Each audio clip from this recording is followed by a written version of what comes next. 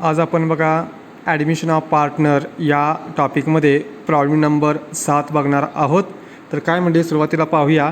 Anil and Sunil share profits and losses in the ratio of 3:2 3:2 in partnership firm. Their balance sheet as on 31 March 2012 was as under. या ठिकाणी बघा balance sheet 31 March 2012ची दिलेली आहे. या बाजूला asset दिलेले आहे सर्व, या बाजूला लायबिलिटी दिलेली आहे. पुढे काय म्हणते बघूया. ऑन 1 एप्रिल 2012 म्हणजे 1/4/2012ला म्हणजे 1 April 2012 they admitted Vineet on the following terms.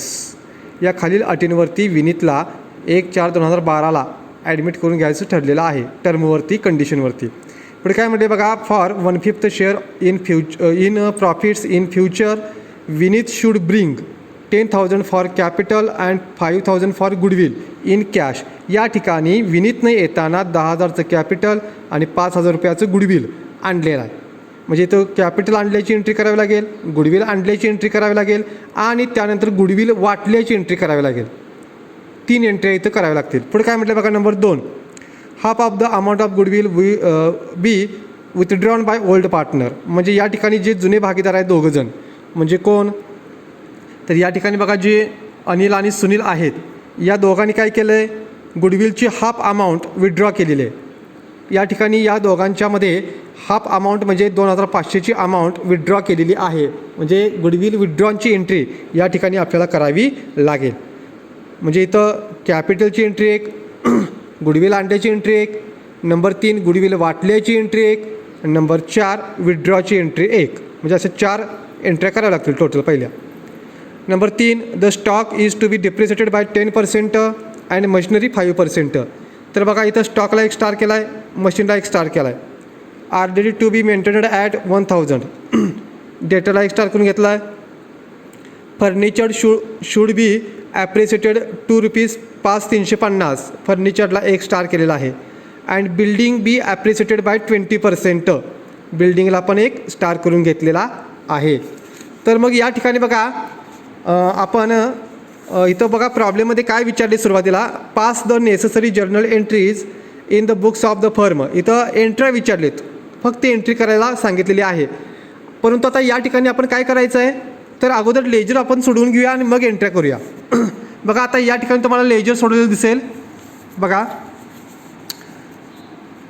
या ठिकाणी बघा in the books of Anil आणि सुनील म्हटले, रिव्हॅल्युएशन अकाउंट म्हटले. सुरुवातीला पहिला अकाउंट काढलेला आहे, दुसरा पार्टनर्स कॅपिटल अकाउंट काढलेला आहे.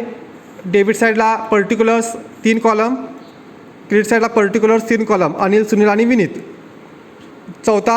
तिसरा अकाउंट तयार केलेला आहे बँक अकाउंट. त्याला 2 बाजू असतात, डेबिट आणि क्रेडिट, पर्टिक्युलर्स रुपीज. त्यानंतर बघा पुढचा अकाउंट तयार केलेला आहे गुडविल अकाउंट आणि बॅलन्स शीट. याप्रमाणे आपण प्रॉब्लेममध्ये आखून घ्यायचं आहे. आता बघा या ठिकाणी काय म्हटलं आहे, बँक म्हटलं आहे 7,500. तर बँक अकाउंटच्या डेबिट साईडला आपल्याला लिहावं लागेल to balance brought forward 7,500. Balance लिहून घेतला. पुढे काय आहे बघा बरं. Bills receivable 3,800. बिल्स रिसिवेबल आपल्याला ॲसेटला घ्यावे लागतील. बघा या ठिकाणी बिल्स रिसिवेबल 3,800 इथे घेतलेले आहेत. त्यानंतर बघा पुढं डेटर्स 20,800. तिथंच ॲसेटला डेटर्स 20,800, त्याला एक वेळ सोडलेली आहे. त्यानंतर बघा स्टॉक, फर्निचर, मशिनरी आणि बिल्डिंग या 4ही ॲसेट आपल्याला बॅलन्स शीटच्या ॲसेट साईडला घ्याव्या लागतील. स्टॉक 12,000 इनर कॉलममध्ये घेतलं, फर्निचर 4,700, मशिनरी 5,000, बिल्डिंग 15,000 रुपये.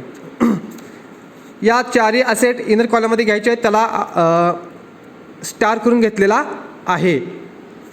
त्यानंतर बघा या ठिकाणी ॲसेट पूर्णपणे बाजू संपलेली आहे. त्यानंतर बघा क्रेडिटर्स 12,500, बिल्स पेएबल 10,000 रुपये आणि बँक लोन 16,000 रुपये.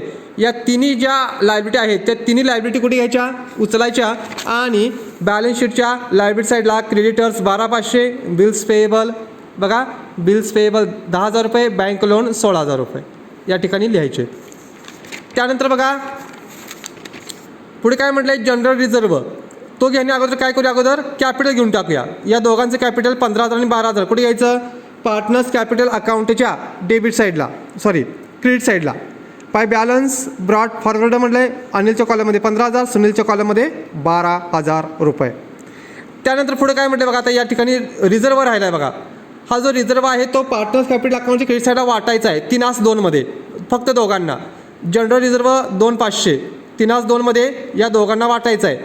चला मग या ठिकाणी बघा, पार्टनर्स कॅपिटल अकाउंट क्रेडिट साईडला बाय जनरल रिझर्व अनिलला 1,500, सुनीलला 1,000 3/2. म्हणजे या ठिकाणी आपल्याला जनरल रिझर्व 2,500 3/2मध्ये वाटायचं आहे. मग 1,500चा भाग अनिलला द्यावा लागेल आणि 1,000चा भाग सुनीलला द्यावा लागेल. ठीक आहे. तर बघा या ठिकाणी आपली बॅलन्स शीट सोडवून झालेली आहे. त्यानंतर पहिल्यांदा एंट्री करावी लागेल आपल्याला, पहिलं पोस्टिंग करावं लागेल कॅपिटल आणल्याचं. एंट्री काय होणार बघा बरं, या ठिकाणी बघा मी तुम्हाला एंट्री दाखवतो आहे. Bank account debit to Vineet capital account credit 10,000. तर बँक अकाउंटच्या डेबिटला जायचं, पोस्टिंग करायचं आणि कॅपिटल अकाउंट क्रेडिटला पोस्टिंग करायचं. तर पहिलं पोस्टिंग आपल्याला करावं लागेल बँक अकाउंटच्या डेबिट साईडला. बघा बँक अकाउंटच्या डेबिट साईडला टू विनीत कॅपिटल अकाउंट 10,000 रुपये, 10,000चं या ठिकाणी कॅपिटल आणलेलं आहे. सेकंड इफेक्ट या ठिकाणी पार्टनर्स कॅपिटल अकाउंट क्रेडिट साईडला बाय बँक अकाउंट विनीतच्या कॉलममध्ये 10,000 रुपये या ठिकाणी घेतलेले आपल्याला दिसतील. ठीक आहे. आता पहिली एंट्री संपली. दुसरी एंट्री कुठली करावी लागेल आपल्याला, गुडविल आणल्याची. एंट्री काय होणार, bank account debit to goodwill account credit 5,000 5,000चं गुडविल आणलेलं आहे. आता बँक अकाउंटच्या डेबिटला आणि गुडविल अकाउंटच्या क्रेडिट साईडला पोस्टिंग होईल. बघा बँक अकाउंटच्या डेबिट साईडला टू गुडविल अकाउंट म्हणावं लागेल 5,000 रुपये आणि गुडविल अकाउंटच्या क्रेडिट साईडला बाय बँक अकाउंट 5,000 रुपये. ठीक आहे. या ठिकाणी पोस्टिंग केलेलं आहे. चला त्यानंतर बघा तिसरी एंट्री आपल्याला काय सांगितलेलं नसतं, परंतु या ठिकाणी आपल्याला ती एंट्री करावीच लागते, कंपल्सरी करायची सर्वांनी. काय एंट्री म्हटलं बघा, number 3 goodwill account debit to Anil capital account to Sunil capital account. डेबिटमध्ये 5,000, इथं 3,000 2,000. आता हे जे 5,000 रुपये आहेत ते 5,000 रुपये 3/2मध्ये इथं वाटायचे आहेत. लक्षात घ्या, गुडविल वाटायचं आहे 3/2मध्ये. पुढे काय म्हणते बघा, बिईंग गुडविल डिस्ट्रीब्युटेड म्हणजे वाटणे, डिस्ट्रीब्युटेड इन सॅक्रिफाईस रेशिओ. आता सॅक्रिफाईस रेशिओ तोच घ्यायचा, इथं काय काढत बसायचं नाही. 3/2मध्ये वाटायचं आहे गुडविल अकाउंटच्या डेबिट साईडला. बघा Anil capital account 3,000, Sunil capital account 2,000 रुपये. त्यानंतर बघा त्याचं सेकंड पोस्टिंग कुठे होईल, कॅपिटल अकाउंटच्या डेबिट साईडला टू बँक अकाउंट 1,500 आणि एक मिनिट, टू बँक अकाउंट म्हटलेलं आहे. आता या ठिकाणी बघा गुडविल अकाउंटच्या डेबिट साईडला पोस्टिंग केलेलं आहे. लक्ष द्या, गुडविल अकाउंटच्या डेबिट साईडला पोस्टिंग केलेलं आहे. तर याचं सेकंड पोस्टिंग डेबिटला न जाता आपल्याला इथं जावं लागेल. By goodwill account partners capital account credit साईडला बाय गुडविल अकाउंट अनिलच्या कॉलममध्ये 3,000, सुनीलच्या कॉलममध्ये 2,000 रुपये. त्यानंतर बघा या ठिकाणी पहिलं पोस्टिंग झालेलं आहे, पहिल्या ॲडजस्टमेंटचं पोस्टिंग सगळं संपलेलं आहे. नंबर 2मध्ये काय म्हटलं बघा, या ठिकाणी ओल्ड भागीदारांनी विड्रॉ केलेलं आहे गुडविल, ते पण निम्म. आता आपलं गुडविल आहे टोटल 5,000 रुपयाचं आणि त्यांनी विड्रॉ केले 2,500. मग 2,500 जी गुडविल आहे ती 3/2मध्ये त्यांनी विड्रॉ केलं असणार आहे. त्यामुळे या ठिकाणी एंट्री काय होणार, Anil capital account debit, Sunil capital account debit to bank account credit. इथं 1,500, 1,000, इथं 2,500. आता याचं पोस्टिंग आपल्याला करायचं आहे. ही विड्रॉची एंट्री आहे कॅपिटल अकाउंटच्या डेबिट साईडला. बघा कॅपिटल अकाउंटच्या डेबिट साईडला टू बँक अकाउंट अनिलच्या कॉलममध्ये 1,500, सुनीलच्या कॉलममध्ये 1,000 रुपये. त्यानंतर बघा याचं सेकंड इफेक्ट बँक अकाउंटच्या क्रेडिट साईडला by Anil's capital account 1,500, by Sunil capital account 1,000 रुपये. ठीक आहे. त्यानंतर बघा पुढे काय म्हटलं आहे, स्टॉक 10% आणि मशीन 5% डिप्रिसिएट सांगितलेले.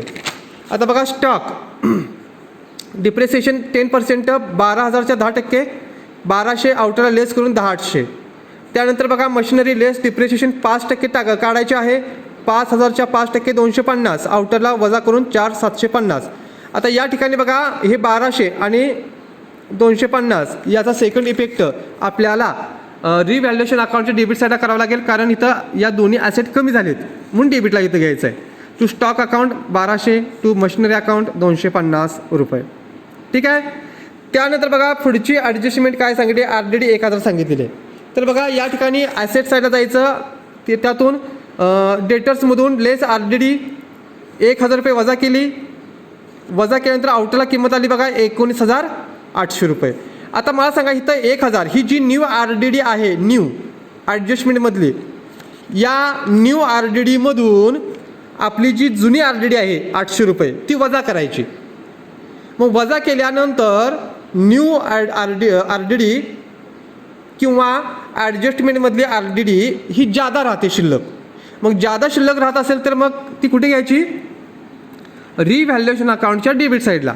टू RDD अकाउंट म्हणायचं 1000 मायनस 800 इथं 200 घ्यायचे. ठीक आहे. त्यानंतर या ठिकाणी बघा शेवटची ॲडजस्टमेंट सांगितलेली आहे आपल्याला. Furniture should be appreciated ₹2 5,350. आता या ठिकाणी 5,350 वाढवायची नाही आहे, लक्षात घ्या.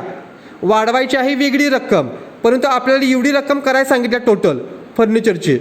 मग बघा या ठिकाणी जर आपण ॲसेटला गेलो तर तिथं फर्निचरची किंमत आपल्याला 4,700 दिसते. मग त्यात 5,350 वाढवायची नाही आहे, तर 5,350 ती आउटरला किंमत घ्यायची आहे, तेवढी वाढवायची आहे.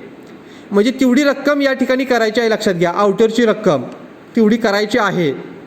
मग जर 5,350 जर आपण इथे घेतली आउटरला रक्कम, तर 4,700मध्ये किती मिळवल्यानंतर 5,350 रक्कम येईल? तर 650. म्हणजे या ठिकाणी आपल्याला थोडंसं गुगली प्रश्न टाकलेले असतात या स्वरूपाचे, ते आपल्याला कळलं पाहिजे.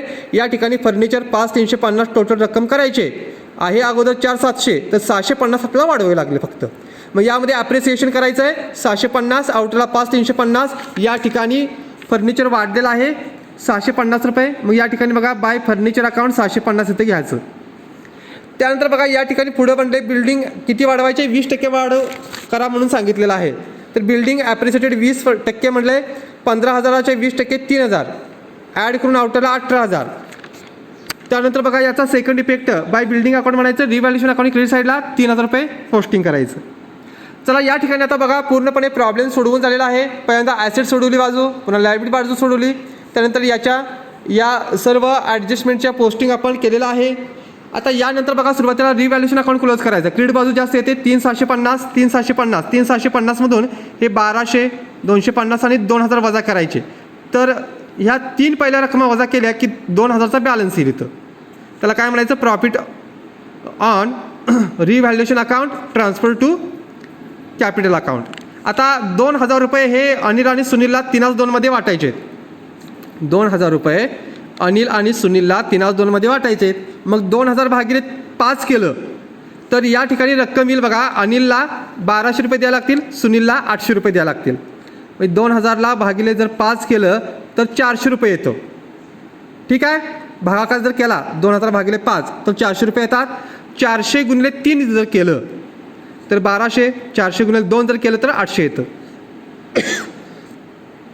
आता या दोघांचा जो प्रॉफिट इथं वाटला आहे तो कुठे घ्यायचा? कॅपिटल अकाउंट क्रेडिट साईडला. बाय रिव्हॅल्युएशन अकाउंट इथं 1,200, इथं 800 घेतलेत. थोडीशी चूक झाल्यामुळे इथं थोडीशी खाट मारलेली आहे, परंतु ही रक्कम बरोबर आहे, लक्षात घ्या. 1,200 आणि 800. आता या तिघांचे कॉलम क्लोज करायचे. क्रेडिट बाजू जास्त येते बघा. अनिलचा कॉलम क्लोज केला 20,700, सुनीलचा कॉलम क्लोज केला 15,800, विनीतचा कॉलम क्लोज केला 10,000. हीच रक्कम या बाजूला घ्यायची, इथं लिहायची. आता 20,700मधून 1,500 वजा केले 1,500, तर 19,200 बॅलन्स येईल. 15,800मधून जर आपण 1,000 वजा केले तर 14,800 येईल. आणि 10,000ची रक्कम आहे तशी वर घ्यायची, कारण इथं वर वजा करायला रक्कम इथं काही नाही आहे. आता याला म्हणायचं टू बॅलन्स कॅरी फॉरवर्ड. तिघांची रक्कम ही जी कॅपिटलची रक्कम आहे डेबिट साईडला आलेली, ही रक्कम उचलायची आणि ही रक्कम बघा या ठिकाणी बॅलन्स शीटच्या लायबिलिटी साईडला घ्यायची. अनिल, सुनील आणि विनीत तिघांची रक्कम या ठिकाणी टाकायची आणि आउटरला 44,000 टोटल घ्यायची. त्यानंतर बघा बँक अकाउंट क्लोज करायचा. डेबिट बाजू जास्त येते 22,500, 22,500 दोन्ही बाजूला रक्कम लिहायची. त्यातून बघा इथं 1,500 आणि 1,000 वजा केले तर माझ्या मते इथं 20,000 रुपये यायला पाहिजेत, आलेत. बाय बॅलन्स कॅरी फॉरवर्ड 20,000 रुपये. हे 20,000चा बॅलन्स बँकेचा आहे, क्रेडिट साईडचा आहे, तर तो उचलायचा आणि बॅलन्स शीटच्या ॲसेटला घ्यायचा. बँक अकाउंट म्हणायचं 20,000 रुपये. त्यानंतर बघा गुडविल अकाउंट क्लोज करायचा. गुडविल अकाउंट इथं टॅली होईल 5,000 रुपये, 5,000 रुपये. या ठिकाणी बघा हा प्रॉब्लेम क्लोज केला आपण टोटल. या ठिकाणी बॅलन्स शीट जर क्लोज केली आपण तर बघा रक्कम किती येईल? 82,500, 82,500. तर खोडलेली आहे, परंतु टोटल एवढीच येते, लक्षात घ्या.